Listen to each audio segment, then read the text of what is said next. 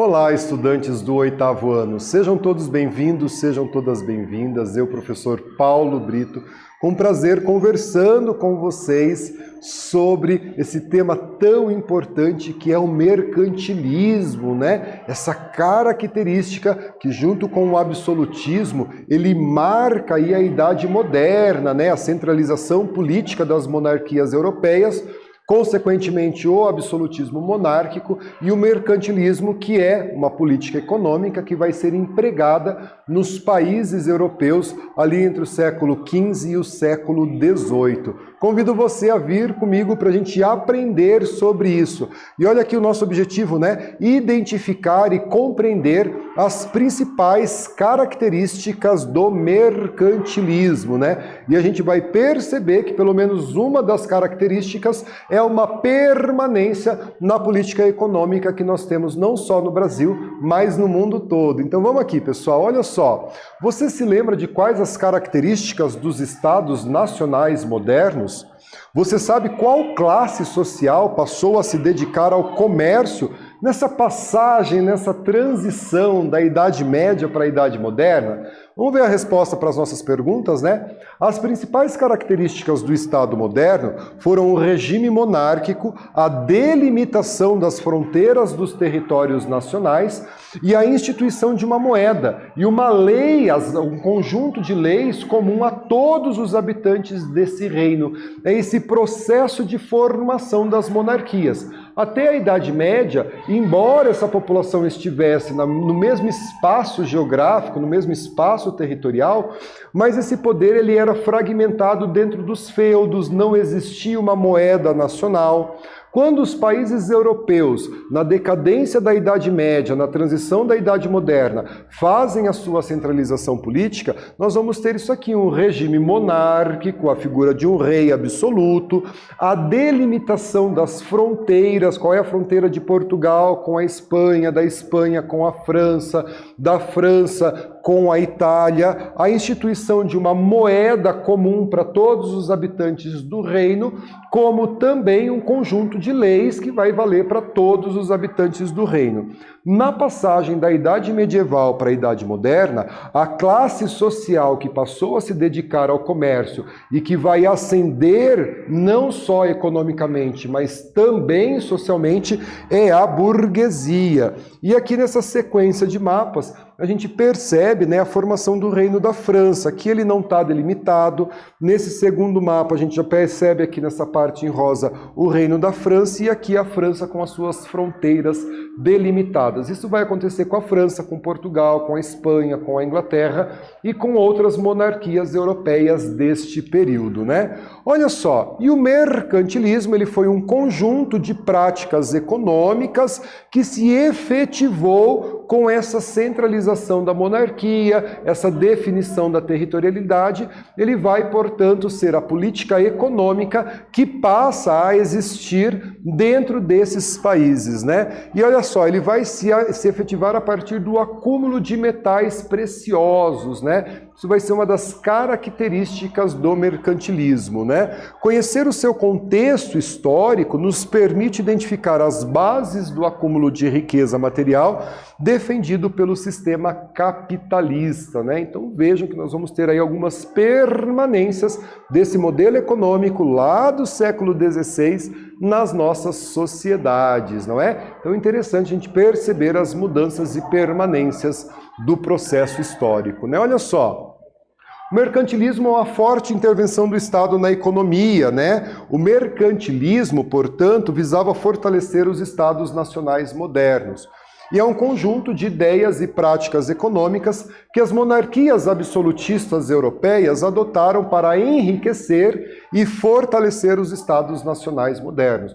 Duas características importantes, se ligue aqui nesse slide, hein, pessoal? Não deixa de anotar, registrar os seus estudos. Então, forte intervenção do Estado na economia e esse conjunto de ideias e práticas colocadas em prática pelas monarquias absolutistas com o objetivo de enriquecer e fortalecer os Estados nacionais modernos.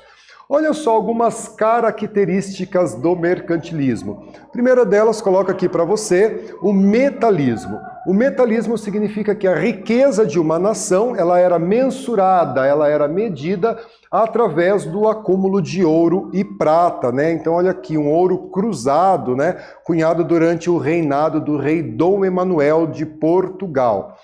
Por exemplo, pessoal, devido ao metalismo, os portugueses se empenharam em achar ouro aqui no Brasil, né? E esse ouro vai ser encontrado lá no final do século XVII, depois principalmente na região das Minas Gerais.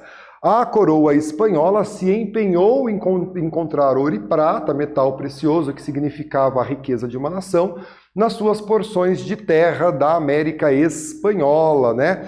O elemento químico prata na tabela periódica tem como símbolo Ag, porque em latim significa argenta, que vai dar o nome à Argentina, a bacia do Rio da Prata. Na região da Argentina, os espanhóis encontraram muita prata, metal precioso que foi usado para o enriquecimento da coroa espanhola, né? Outra característica, o protecionismo, né? Incentivo ao comércio e à manufatura nacional. Caso o produto viesse de fora, deveria pagar elevadas taxas de impostos para que ele ficasse mais caro que o produto de fato nacional. Exemplo na prática, o Brasil, enquanto colônia de Portugal, deveria consumir produtos de Portugal. Os produtos ingleses, por exemplo, pagavam impostos altíssimos, o que tornava esses produtos mais caros que os produtos portugueses. Assim, nós tínhamos um protecionismo alfandegário, né? Pacto colonial. As colônias deveriam comercializar exclusivamente com as suas metrópoles. Então, o Brasil, por exemplo, não poderia comercializar com a Inglaterra, né? Porque a sua metrópole era Portugal. Beleza? Balança comercial favorável, redução das importações e aumento das exportações. Isso significa que um país deveria vender mais e comprar menos e assim reter riqueza dentro do seu país, como forma de acumular ouro e prata, que era utilizado para mensurar, medir, quantificar a riqueza de uma nação. E aqui, né, diminui as importações, aumenta as exportações, retém ouro e prata dentro do seu país. Beleza? Convido você agora a fazer uma atividade. Com o auxílio da imagem ao lado, explique o que é balança comercial favorável. A gente já faz a correção da atividade juntos.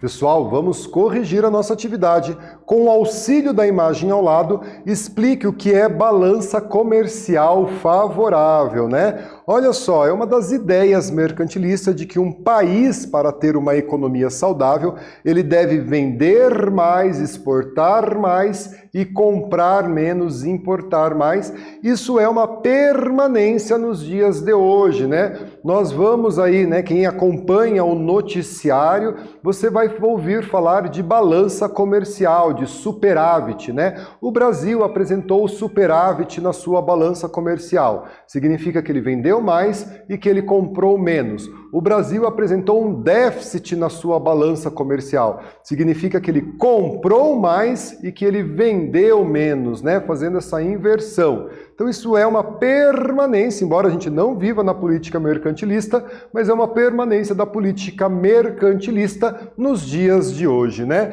E o metalismo espanhol, a gente usa, né, essa expressão aqui, né? Na Espanha vai predominar o metalismo. A Espanha buscou acumular metais preciosos, impondo a exploração e o trabalho aos indígenas na América, chamado como mita e encomienda. E trago aqui para vocês Cerro Rico de Potosí, né? Aí região da Bolívia, de onde a América espanhola, a coroa espanhola, explorava as minas da região de Potosí, enriquecendo assim a coroa espanhola através do metalismo, principalmente durante o governo de Felipe II, que governa a Espanha entre 1556 e 1598. E olha só, falamos sobre metalismo na Espanha, né? Que na Espanha predominou o metalismo, essa busca da coroa espanhola de metais preciosos, principalmente nas colônias espanholas aqui na América, e eu faço uma atividade com vocês, analisando o contexto desse período, né, século XVIII, e a fonte ao lado, né, Cerro Rico de Potosí, uma produção de Pierre Vender. Olha lá, a pergunta, né, e a fonte ao lado, qual motivo levou ao mercantilismo espanhol ser predominado de metalismo, né? Leia atentamente a pergunta, veja aqui as informações que nós temos, responda a atividade e nós já corrigimos essa atividade juntos.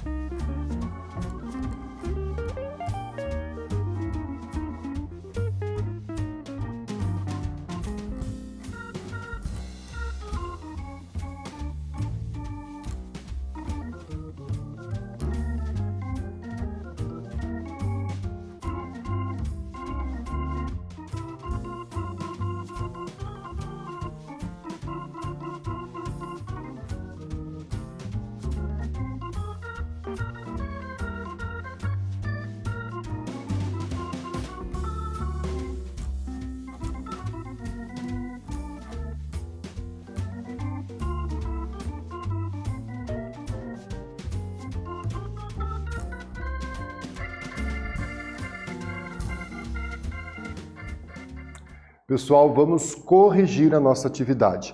Analisando o contexto desse período e a fonte ao lado, qual motivo levou o mercantilismo espanhol a ser chamado pelo metalismo, né? Olha só, por causa da exploração dos espanhóis de metais preciosos em suas colônias aqui na América Espanhola, né? Falamos de Portugal, falamos da Espanha, vamos lá falar então da França e da Inglaterra, né? O protecionismo francês e o protecionismo inglês.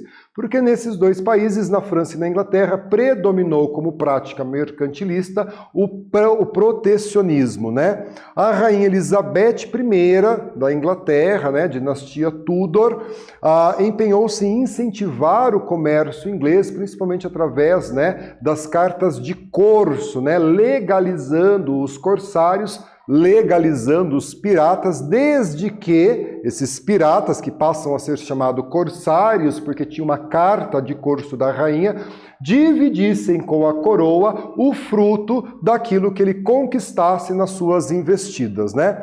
Aumentou os impostos de produtos estrangeiros, permitindo assim que o produto nacional ficasse mais barato que o produto estrangeiro. Vamos imaginar, né? O produto feito ali na Inglaterra custava R$10. O produto feito na França custava 8. Opa, custa mais barato. Mas esse produto francês, ao chegar na Inglaterra, ele tinha um imposto que fazia ele dobrar de preço e passava a custar R$16, sendo assim mais caro que o produto inglês. Esse protecionismo protege o mercado interno dos produtos que vêm de fora, né? E ela vai proteger a indústria naval e a mineração. É quando a Elizabeth governa a Inglaterra que a marinha inglesa vence a Real Armada Espanhola e vai aí ter um dos títulos como Rainha do Mar, né? Mercantilismo português. Portugal desenvolveu um tipo de mercantilismo baseado na exploração do comércio colonial, no pacto colonial propriamente dito, né?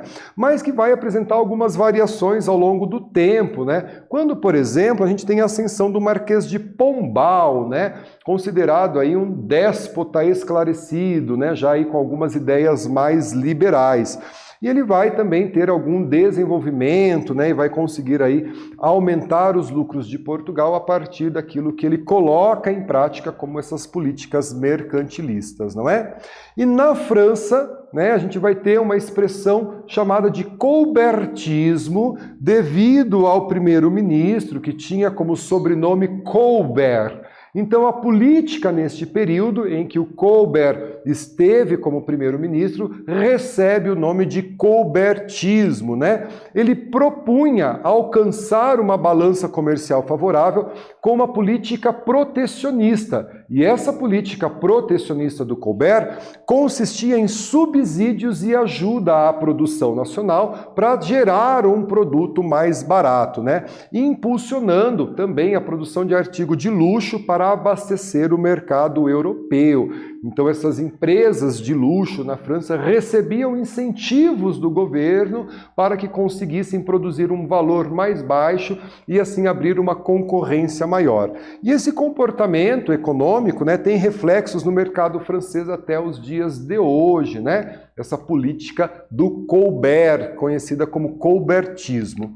E aqui eu convido vocês a fazer uma atividade, né? Ao analisar a imagem, Rainha Elizabeth da Inglaterra, concedendo título a um corsário, a um pirata, né? Ao analisar a imagem ao lado, como podemos definir a relação dos reis com os comerciantes mercantilistas?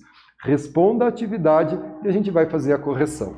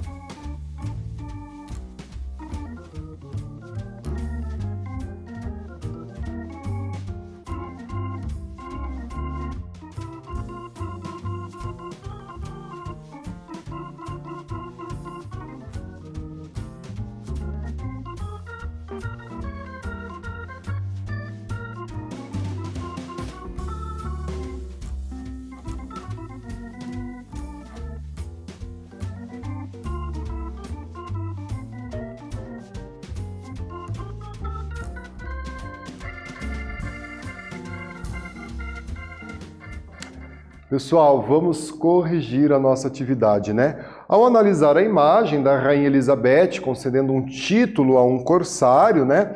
Como nós podemos definir, portanto, essa relação entre os reis com os comerciantes mercantilistas, né? A relação entre os reis e os comerciantes mercantilistas se tornou amistosa e necessária para a manutenção tanto da monarquia absolutista como desses comerciantes mercantilistas, né? Burgueses, corsários e tantos outros aí que tinham como objetivo enriquecer cada vez mais e faziam, né, o uso das políticas mercantilistas, metalismo, colbertismo, balança comercial favorável, protecionismo alfandegário, né? Retomando aqui, pessoal, olha só, né? Compreendemos o significado dessa relação entre o absolutismo e o mercantilismo para a consolidação dos Estados nacionais europeus. Quando a gente fala desse Estado Nacional Europeu que surge com a decadência da Idade Média e a ascensão, né, da Idade Moderna, nós temos características desse período, como o absolutismo, o fortalecimento das monarquias nacionais, o mercantilismo, nós vamos ter aí os limites territoriais definidos, a adoção de uma única moeda para todos os habitantes do reino, um código de lei para todos. Isso vai ajudar a definir esses países, o que foram esses estados modernos que surgem em decadência da Idade Média e o surgimento da Idade Moderna. Identificamos as características do mercantilismo, né? Balança comercial favorável, protecionismo alfandegário, metalismo, pacto colonial,